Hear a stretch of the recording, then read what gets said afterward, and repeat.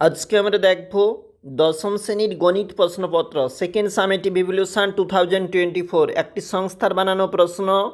সেই প্রশ্নটি এখন দেখতেছি আমরা, অর্থাৎ প্রশ্নপত্রটাতে কি রয়েছে। সঠিক উত্তর নির্বাচন করো।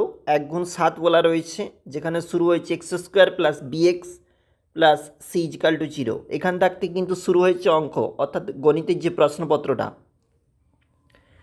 আচ্ছা, 2 দাগের প্রশ্ন দেখবে। পল্লবী 600 টাকা 9 মাসের জন্য এই প্রশ্নপত্রটা রয়েছে। এবং একটু নিচে চলে যাচ্ছি, ভিডিওটাকে স্টপ করে অবশ্যই তোমরা প্রশ্নপত্রগুলি সবগুলি দেখবে। আমরা একটু নিচে চলে যাচ্ছি, যেখানে প্রশ্নপত্রগুলি রয়েছে। আমরা পরের পেজে চলে যাব। এটা কিন্তু আমাদের 2 নম্বর পেজ, 4x2, যেখানে মার্ক ডিভিশন রয়েছে দেখো। এবং নিচে চলে যাচ্ছি, যে কোনো একটি প্রশ্নের উত্তর দাও।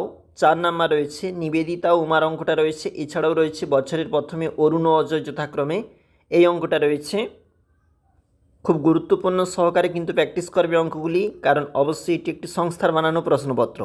যে কোনো একটি প্রশ্নের উত্তর দাও। 3 নাম্বার রয়েছে দেখো। এবং নিচে রয়েছে যে কোনো একটি প্রশ্নের উত্তর দাও, যেখানে কিন্তু প্রমাণ করো যে সমকোণী ত্রিভুজের সমকৌণিক বিন্দু থেকে। অবশ্যই দেখবে কি প্রশ্ন, অর্থাৎ কোনটি বলতিছে। দেখো পরের পেজে চলে আসছি, মানে 3 নম্বর পেজটা। অবশ্যই প্রশ্নপত্রগুলি দেখবে, যে কোনো একটি প্রশ্নের উত্তর দাও। 5 নাম্বার বলা রয়েছে সম্পাদ্য এবং উপপাদ্য, ভালো করে দেখবে। আর 7 দাগে রয়েছে যে কোনো একটি প্রশ্নের উত্তর দাও।